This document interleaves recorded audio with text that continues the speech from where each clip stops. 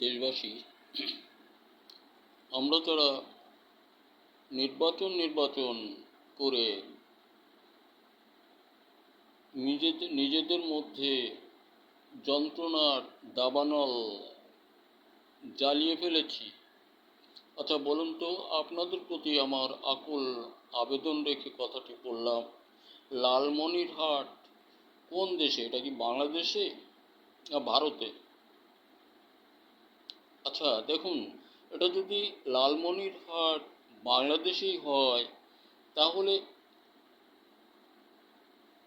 ইউনূস সরকার সাহেব এটা বিমানবন্দর করতে গেল, ভারতের অবজেকশন কেন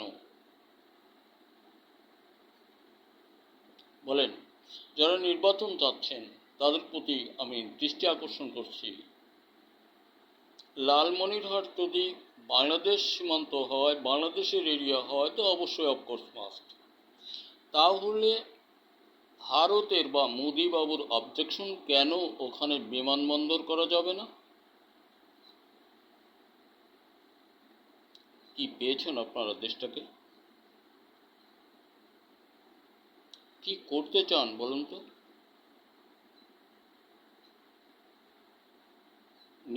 নির্বাচন ডঙ্কা বাজান।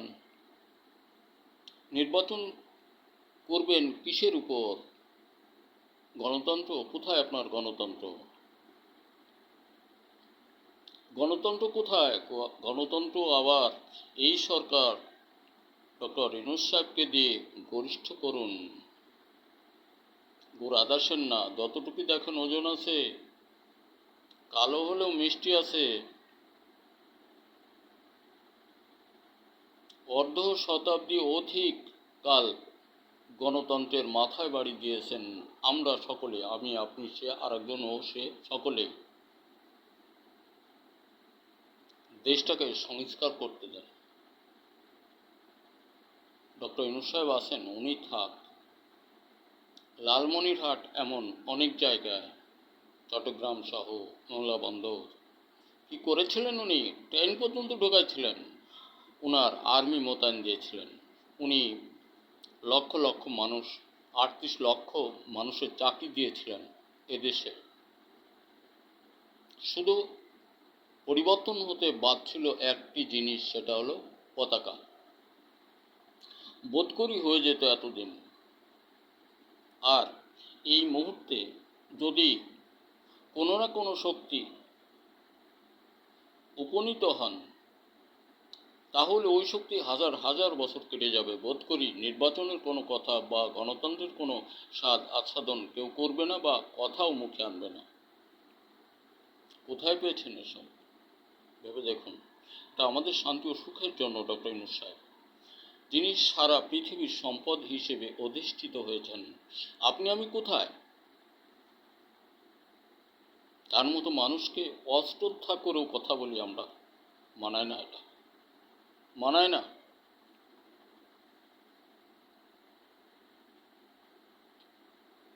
যে মানুষটার জন্য টোটাল বিশ্বটা পাগল বলতে হয়, মাতোয়ারা,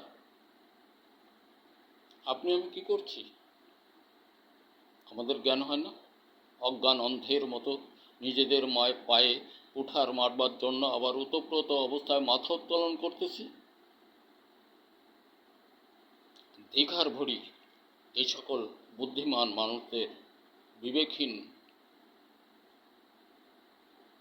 ক্ষমতা চান আপনারা। কোথায় রেখেছেন ক্ষমতা? দেশের অর্থ গেল কোথায়? মানুষগুলো কি করছে এখন? তারা যেভাবে লুটুক পুটুক যাই কিছু করেছিল, এখন কোথায়? মহা মহা বিপদে। ভেবেছেন? সকল জীবনকে ভাবেন। শুধু নির্বাচন চান, কাকে বসাবেন ওখানে? কে অধিষ্ঠিত হবে? হয়ে সে কি করবে?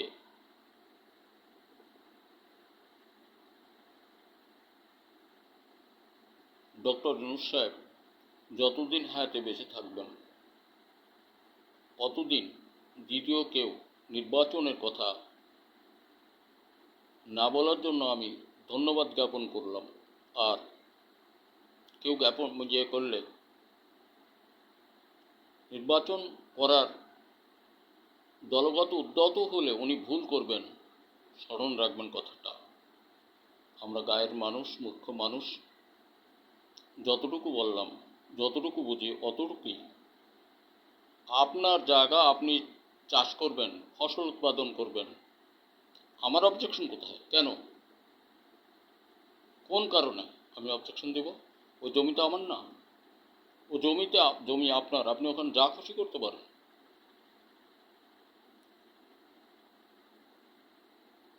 বেঁচে গেছেন টোটাল জাতি, স্মরণে রাখবেন কথাটা। একদিন ওই পতাকাটা রইত না, সে কৌশল উনি করেছেন অতীত এতটা কাল ধরেই। এই জাতির ভাগ্য ভালো, আর ওদের বুদ্ধির অভাবে দেশটা ফিরে পেয়েছে জাতি। ডক্টর ইউনূস সাহেবকে চালাতে দাও, তাকে দিয়ে দেশটাকে সংস্কার করো, এরপর মানুষও সংস্কার করতে হবে। আমি বললাম আগে দেশ সংস্কার করুক উনি, এরপরে মানুষও সংস্কার করবেন উনি, করবেন। যত সব ঝামেলা, আমরা কোথায় গেল টাকা রে, আরে টাকা কোথায় রে, বাসি নে। দেশের ছেলেমেয়েরা হুঁশিয়ারি জ্ঞাপন করলাম আমি, এই জাতীয় রাজনীতির মধ্যে নিজেকে আবদ্ধ না করে চিন্তা চেতনায় স্বরচিত লেখার মতো গবেষণায় মনোনিবেশ করো, গবেষণায় সফলতা আনয়ন করো, তৈরি করো, বাজারজাত করো বিশ্বের উন্নত দেশের মতো। নাইলে যেটা তৈরি হতে হবে সেটা ভালো করেই জানো, চুরি ডাকাতি খুন খারাপি অত্যাচার জনিত আচরণ, ভালোর দিকে যাওয়া যাবে না। ভালো নিজের মেধাটাকে শ্রমের মাঝে পরিচিত করো বিশ্বের সকল দ্বার প্রান্তে। দেখো ডক্টর ইউনূস সাহেব কয়েকজন মানুষকে নিয়ে এসছে, তাদেরও যা আছে তোমার আমার তা আছে, তারা চেষ্টায় সফলতা আনয়ন করেছে। তুমি আমি পারছি না, আমি তুমিও পারব সফলতা আনয়ন করতে। আমাদের প্রচেষ্টা চালাতে হবে অধিক ভালোবাসার মতো। কাজ যেটাকে ধরতে হবে ওটা সফলতায় আনে, আরেকটার উপরে হাত বাড়াতে হবে, ওটা বাজারজাত করে।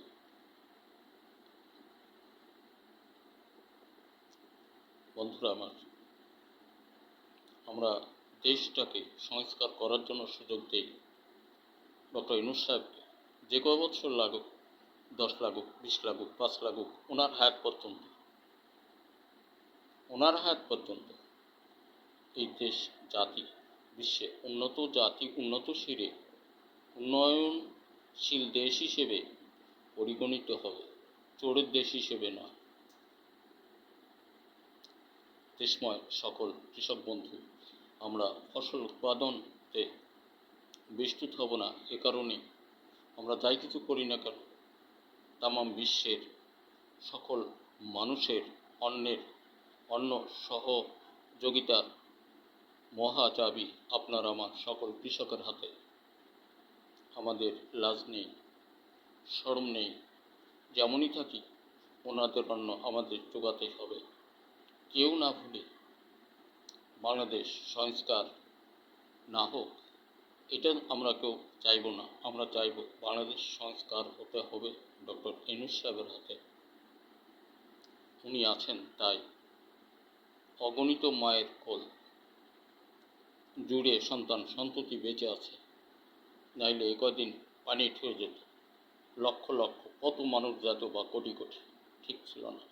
চারা মারত আর বেসন উৎখাত করত, কেউ চারা মারত, কেউ বা বেসন ধ্বংস করত, এই করতেই সব শিশু। এজন্য ডক্টর ইউনূস সাহেব আছেন জাতি শান্তির নীড় গরিষ্ঠ করতে পারবে বলে ধারণা প্রকাশ। ছেলেমেয়েরা তোমরা হুঁশিয়ার, তোমার মেধা তুমি কাজে লাগাবার জন্য প্রচেষ্টা চালাও, হবেই শিওর সেটা তৈরি, আবিষ্কার। যেমন পারো ছোটোখাটো কিছু করো, ওর উপরে নির্ভরশীল হয়ে তুমি আরও বড় পথে যেতে পারবে। আমার অনুরোধ, খুব একটা বড় কিছু নয়, একটা পুরুষ একটা মহিলাকে ভালোবাসার মতো অতটা ভালোবেসে যে কোনো কাজে হাত দিলে ওই কাজটাই তুমি শিওর সাকসেস হবে, ওইটাই তুমি বাজারজাত করতে পারবে। কৃষক বন্ধুরা, আমরা সকল কর্ম থেকে দূরে যাব না এবং আমাদের সমগ্র জাতির সুকল্যাণ বয়ে আনার জন্য, শান্তি শৃঙ্খলা সুরক্ষায় রক্ষিত করার জন্য মাত্রই ডক্টর ইউনূস সাহেব আমাদের সকলের শ্রদ্ধা গ্রহণ করুন। আপনি সমপানে এগিয়ে যান। ধন্যবাদ।